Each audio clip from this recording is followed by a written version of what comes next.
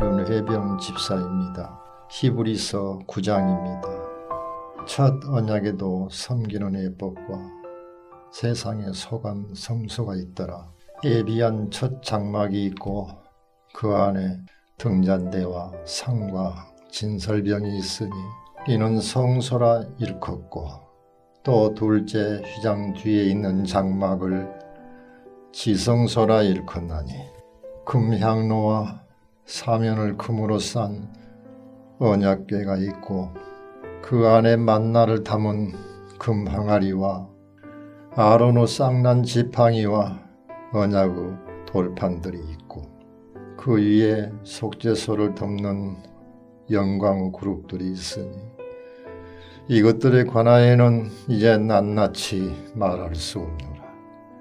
이 모든 것을 이같이 예비하였으니 제사장들이 항상 첫 장막에 들어가 섬기는 예식을 행하고, 오직 둘째 장막은 대제사장이 홀로 1년에 한 번 들어가되 자기와 백성의 허물을 위하여 드리는 피 없이는 아니하노니, 성령이 이로써 보이신 것은 첫 장막이 서 있을 동안에는 성소에 들어가는 길이 아직 나타나지 아니한 것이라.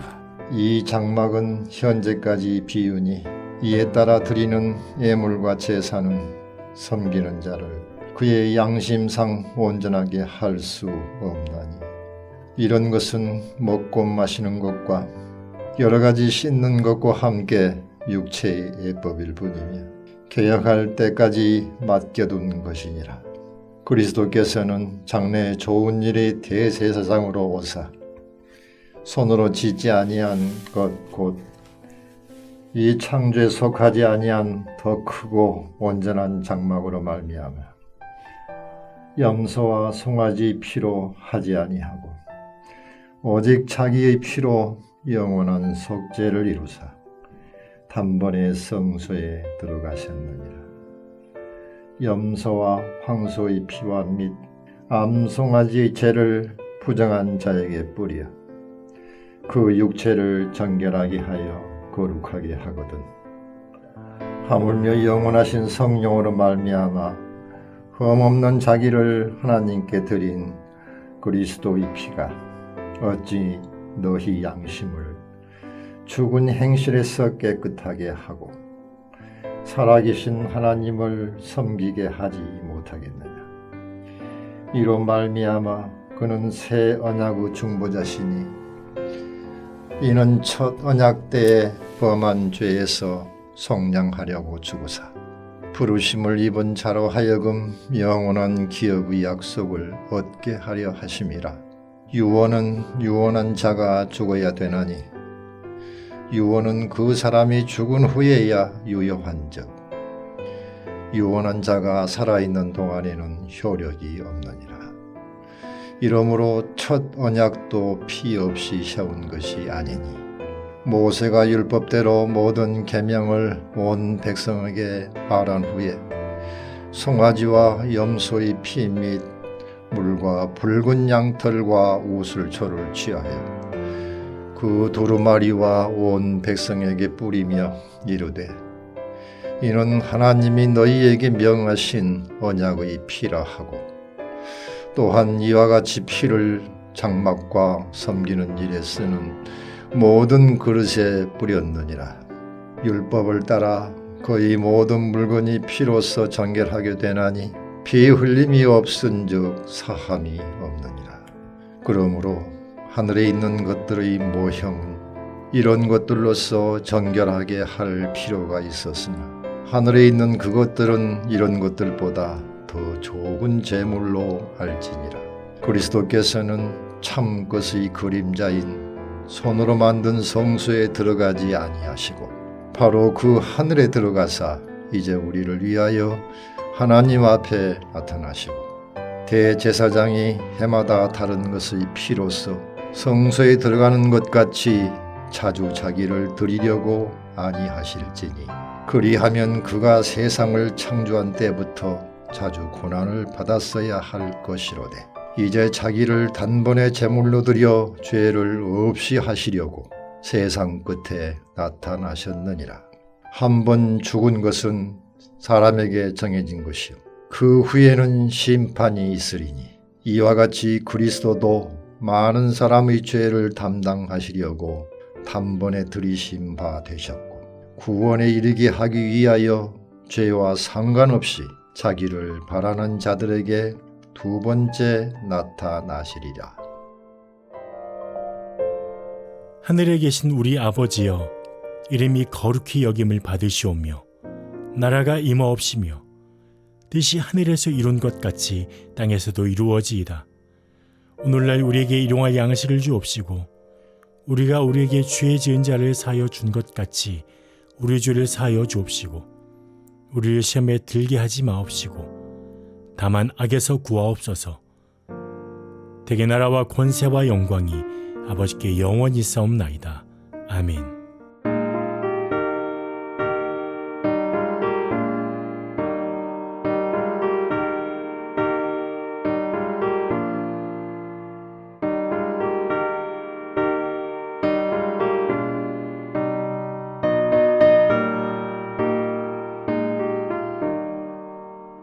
내 모든 시험 무거운 짐을 주 예수 앞에 아뢰이며 근심에 쌓인 날 돌아보사 내 근심 모두 맡으시네. 무거운 짐을 나 홀로 지고 견디다 못해 쓰러질 때 불쌍히 여겨 구원해 주리. 은혜의 주님 오직 예수. 내 모든 괴로움 닥치는 말라 주 예수 앞에 아뢰이며 주께서 친히 날 구해 주사 넓으신 사랑 베푸시네. 무거운 짐을 나 홀로 지고 견디다 못해 쓰러질 때 불쌍히 여겨 구원해 주리. 은혜의 주님 오직 예수.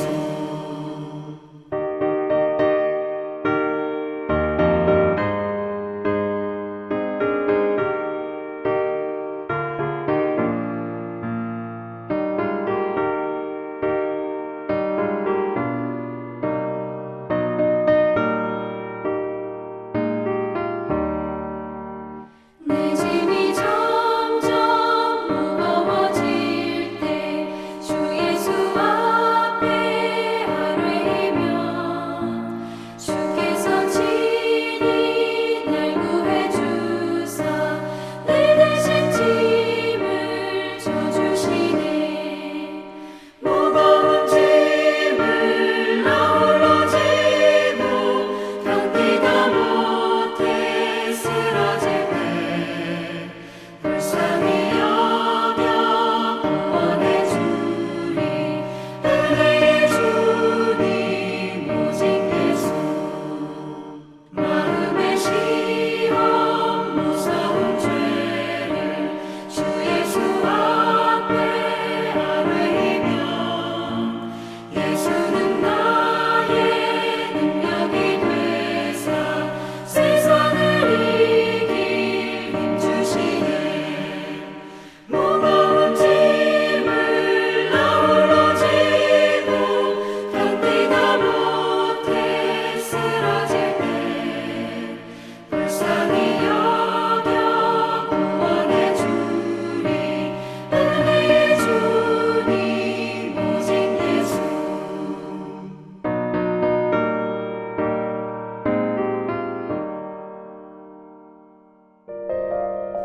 오늘 우리에게 주시는 하나님의 말씀은 시편 55편 1절에서 23절 중 16절에서 23절 말씀을 함께 봉독하겠습니다. 나는 하나님께 부르짖으리니 여호와께서 나를 구원하시리로다. 저녁과 아침과 정오에 내가 근심하여 탄식하리니 여호와께서 내 소리를 들으시리로다. 나를 대적하는 자 많더니 나를 치는 전쟁에서 그가 내 생명을 구원하사 평안하게 하셨도다. 옛부터 계시는 하나님이 들으시고 그들을 낮추시리이다. 그들은 변하지 아니하며 하나님을 경외하지 아니함이니이다. 그는 손을 들어 자기와 화목한 자를 치고 그의 언약을 배반하였도다. 그의 입은 우유 기름보다 미끄러우나 그의 마음은 전쟁이요 그의 말은 기름보다 유하나 실상은 뽑힌 칼이로다. 내 짐을 여호와께 맡기라. 그가 너를 붙드시고 의인의 요동함을 영원히 허락하지 아니하시리로다. 하나님이여 주께서 그들로 파멸의 웅덩이에 빠지게 하시리이다. 피를 흘리게 하며 속이는 자들은 그들의 날에 반도 살지 못할 것이나 나는 주를 의지하리이다. 아멘. 오늘 함께 읽은 시편 55편은 다윗의 고백이 담긴 마스길, 즉 교훈을 담고 있는 시편입니다. 특히나 이 시편의 내용을 보면 다윗을 배신하고 마음 아프게 하는 사람들, 그 일로 인하여서 다윗의 마음이 참으로 아프고 그 마음의 짐이 컸음을 알 수 있습니다. 그래서 이 구원의 하나님을 간절하게 찾는 호소가 담긴 시편이 바로 오늘 시편의 내용입니다. 이 오늘 시편의 배경이 되는 사건은 무엇일까요? 55편 12절에서 13절 말씀을 표준 세번역에서는 이렇게 기록하고 있습니다. 나를 비난하는 자가 차라리 내 원수였다면 내가 참고 견딜 수 있을 것이다. 나를 미워하는 자가 차라리 자기가 나보다 잘났다고 자랑하는 내 원수였다면 나는 그들을 피하여서 숨기라도 하였을 것이다. 그런데 나를 비난하는 자가 바로 너라니, 내 동료, 내 친구, 내 가까운 벗이라니. 학자들은 다윗에게 이처럼 큰 상실감을 준 친구가 다윗의 아들 압살롬의 쿠데타에 동조했던 아히도벨이라고 생각합니다. 아히도벨이라는 인물은 참으로 똑똑하고 또 능력 있는 사람이었습니다. 이 사람이 얼마나 탁월했던지 성경은 아히도벨의 계획은 하나님의 말씀과 같다고 평가를 남기기도 합니다. 그래서 다윗은 이러한 아히도벨을 자신의 모사, 즉 고문으로 삼았습니다. 다윗이 그를 얼마나 신뢰했는지를 알 수 있는 대목이죠. 그런데 이런 아히도벨이 다윗을 배신합니다. 친아들 압살롬의 반역대에 아히도벨은 이 압살롬의 편에 서게 됩니다. 그리고 그의 탁월한 계략의 활시인은 다윗에게로 향하게 됩니다. 자신의 친아들인 압살롬이 자신을 배반했다는 사실만으로도 다윗에게 얼마나 큰 충격이었겠습니까? 하지만 자신의 오른팔이자 또 가장 절친했던 친구인 아히도벨의 배반은 다윗에게 또 한 번의 큰 충격을 가져다 주었습니다. 극도의 고통과 또 고독감을 안겨주었습니다. 다윗의 마음이 오죽 외롭고 또 괴로웠으면 55편 6절은 비둘기같이 날개가 있었으면 또 7절은 날아가서 광야에 있고 싶다라고 말하고 있겠습니까? 끝까지 변함없이 나의 편이 되어주고 또 신뢰의 관계가 유지되면 참 좋겠지만 우리 삶에도 이러한 배신의 상처로 아픔당할 때가 참으로 많습니다. 성경은 오늘 시편 말씀을 통해서 우리가 이러한 일을 당할 때 어떤 신앙의 자세를 살기를 원하는가를 교훈하고 있습니다. 먼저는 이런 마음 아픈 상황 속에서 자신의 심경을 하나님께 토로해야 합니다. 오늘 말씀 16절에서 17절 말씀을 보십시오. 나는 하나님께 부르짖으리니 여호와께서 나를 구원하시리로다. 저녁과 아침과 정오에 내가 근심하여 탄식하리니 여호와께서 내 소리를 들으시리로다. 아멘. 억장이 무너지고 또 어이가 없는 이런 배신의 상황에 다윗의 가슴이 얼마나 아팠을까요? 다른 건 다 참아도 사랑하고 아끼는 사람 떠나는 것만큼은 다윗을 참으로 이렇게 외롭고 고통스럽게 만들었을 것입니다. 형들에게서도 왕따를 당해야 했던 다윗의 어린 시절, 또 갑작스레 마음 변한 사울 왕에게서 추격을 당하며 떠돌이 생활을 해야 했던 그 청년 시절, 아끼던 사랑하는 아들마저 자신에게 등을 돌리고 또 아히도벨까지 자기의 등에 칼을 꽂는 이런 아픈 심경, 당해보지 않는 사람이 어떻게 그 마음 다 헤아릴 수 있겠습니까? 인간적으로 볼 때 정말로 처절하게 외롭고 또 쓸쓸했을 그런 다윗의 모습이 그려집니다. 그런데 다윗은 어떻습니까? 이런 상황 속에서 하나님을 찾고 하나님께 부르짖습니다. 하나님을 향하여서 호소합니다. 하나님께서 이 상황 가운데서 건져주시고 구원해 주시기를 기도합니다. 또한 다윗은 저녁과 아침과 정오에 하나님을 찾는다라고 고백합니다. 유대인들의 시간 개념은 하루의 시작이 저녁 때부터이죠. 따라서 저녁부터 시작해서 아침과 정오까지 정해진 이런 기도 시간에 마음을 쏟아가면서 하나님을 붙잡았다고 고백합니다. 배신으로 인해서 마음 무너진 이 다윗의 빈 마음 채우는 것은 우리 하나님밖에 없었습니다. 우리가 너무나 가슴 아픈 일로 마음이 텅텅 비어버린 것 같을 때 우리가 아침, 점심, 저녁으로 채워야 할 것은 바로 이 하나님께 부르짖는 기도입니다. 사랑하는 성도 여러분, 마음이 아픕니까? 아픈 마음 붙들고 기도로 채우십시오. 외롭고 고통스럽습니까? 여러분들의 그 외로움과 고통을 하나님으로 채우십시오. 하나님을 찾는 그 간절한 기도 가운데 사람 다 채울 수 없는 그 마음을 하나님께서 채워주시고 위로해 주시고 또 소성케 하심을 경험하는 성도들 되시기를 간절히 바랍니다. 둘째로 우리의 짐을 하나님께서 맡으신다는 사실을 우리는 믿어야 합니다. 오늘 말씀 22절은 이렇게 말씀하십니다. 내 짐을 여호와께 맡기라. 그가 너를 붙드시고 의인의 요동함을 영원히 허락하지 아니하시리로다.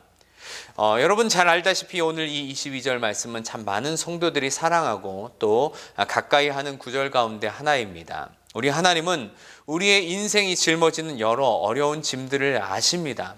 여러 가정의 문제, 또 사업의 문제, 또 우리의 미래의 문제, 또 인간관계의 문제, 다양한 문제들로 짐을 안고 살아가는 것이 바로 우리 인생 아니겠습니까? 하지만 하나님을 의지하고 살아가는 이 믿음의 백성들에게 하나님은 이러한 짐들 때문에 요동하면서 삶을 살아가기를 원하지 않으십니다. 우리의 모든 짐을 여호와께 맡기라고 말씀하시죠. 우리 주님도 마태복음 11장 28절에 뭐라고 말씀하십니까? 수고하고 무거운 짐진 자들아 다 내게로 오라. 내가 너희를 쉬게 하리라. 우리 주님은 우리 인생이 해결할 수 없는 문제를 위해서 오신 분이십니다.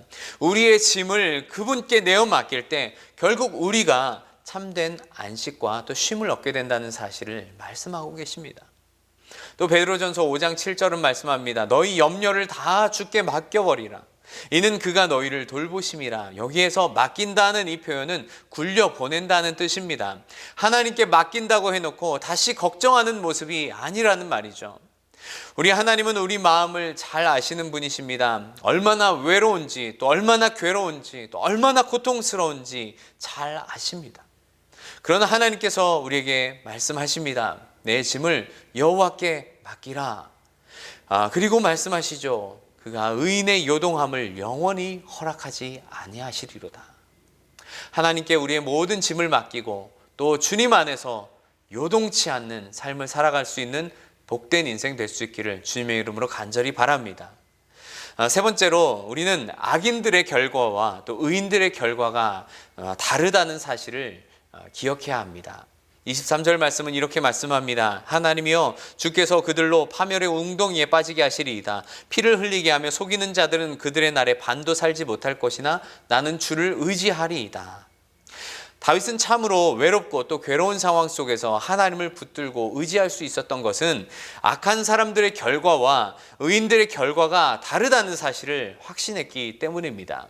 지금은 일시적으로 자신을 배반하고 왕자의 자리에서 의기양양하게 있을지 모르지만 다윗은 하나님께서 반드시 의인의 손을 들어주실 것이라는 사실을 믿었습니다. 세상 사람들의 눈으로 볼 때는 이들의 차지한 권좌가 영원할 것 같아 보입니다. 그러나 여러분, 압살롬도 오래가지 못했습니다. 요압의 손에 의해서 살해당하고 맙니다. 아이도벨은 어땠습니까? 그가 하나님 편에 섰을 때는 지혜로운 또 권위 있는 모사로 인정받지만 악인의 편에 섰을 때 결국 그는 무너지고 고향으로 돌아가서 스스로 목숨을 끊는 비참한 인생을 맞이하게 되고 말죠. 정직한 사람들, 의로운 사람들은 세상적으로 볼 때 참 위태하고 오래갈 것 같지 않아 보입니다. 하지만 이 방법 저 방법으로 빠져나가고 자기 살 길 찾아 바쁜 이런 마음 바꾸는 이런 사람들은 오래 갈 것 같아 보여도 그들의 날을 반도 살지 못하게 될 것입니다. 하나님은 일시적인 형통에 눈이 어두워서 바르지 못한 길을 선택하는 자들의 편이 아닙니다. 오늘도 우리가 선한 하나님을 선택하면서 외롭더라도 우리의 짐을 하나님께 내어 맡김으로 하나님께서 주시는 이 평강의 복을 받아 누릴 수 있는 성도들 될 수 있기를 간절히 바랍니다. 왜냐하면 하나님께서는 악인들의 편에 서 계신 하나님이 아니라 선한 사람들, 의인들의 편에 서 계신 하나님이시기 때문입니다. 여러분, 힘들어하는 자녀가 왕따의 문제로 끙끙 앓고 있다고 생각해 보십시오. 부모 입장에서 제일 안타까운 게 무엇일까요? 자식들이 부모가 해결해 주지 못할 거라 생각하고 혼자서 애타하는 모습을 보는 것 아니겠습니까? 참 어려운 일이죠. 속 털어놓고 이야기하면 될 것을 그게 참 안 되는 경우들을 참 많이 봅니다. 말 안 해도 말해도 잘 해결되지 않을 거야. 아니면 이야기하면 내가 오히려 크게 혼날 거야. 근데 여러분, 세상은 우리를 왕따 만들고 배반한다 할지라도 하나님은 우리를 왕따로 내버려 두시는 분이 아니십니다. 배신하고 마음 돌리고 자기 이익을 따라서 사는 게 지혜 있는 것 마냥 살아가는 이런 사람들이 많은 이때에 우리 하나님의 자녀들은 하나님을 의지하고 하나님을 찾으면서 우리의 짐을 그분께 내어 맡기면서 악한 사람들이 누리지 못하는 안정과 평안을 하나님으로부터 공급받을 수 있어야 합니다. 사랑하는 우리 성도들 모두에게 오늘 하루를 살아가는 가운데 이 은혜가 충만한 하루 되시기를 주님의 이름으로 간절히 축복합니다. 함께 기도하겠습니다. 살아계신 하나님 아버지, 감사합니다. 우리 인생의 여러 가지 무거운 짐들, 특별히 이 인간관계에 틀어져 버린 여러 가지 문제들 때문에 아파하고 고통당할 때 우리의 인생에 찾아오셔서 우리 하나님께서 하시는 이 말씀에 우리가 귀 기울일 수 있기를 원합니다. 내 짐을 여호와께 맡기라. 그가 의인의 요동함을 허락하지 아니하시리로다. 하나님께서 우리를 붙드시고 계심을 믿고 확신하는 가운데 어떤 어려운 상황 속에서도 간절하게 주님을 찾고 호소하며 날마다 시시때때로 이 주님을 붙들면서 우리의 빈 마음 하나님만이 채우실 수 있음을 믿고 고백하는 마음으로 하루하루를 살아갈 수 있도록 인도하여 주시옵소서. 아픔 당한 우리 성도들이 있다면 하나님의 위로와 치유의 은혜가 허락받기를 원합니다. 우리 하나님께서 도우시고 붙들어 주셔서 하나님이 모든 상황 가운데서도 선인들에게 행하시는 하나님의 의로운 결과를 바라보며 나아갈 수 있는 은혜가 있게 하여 주시옵소서. 오늘 하루도 그 주님만 믿고 따라가며 또 그 주님을 선택하며 살아가기를 간절히 원합니다. 감사드리며 예수님 이름으로 기도드립니다. 아멘.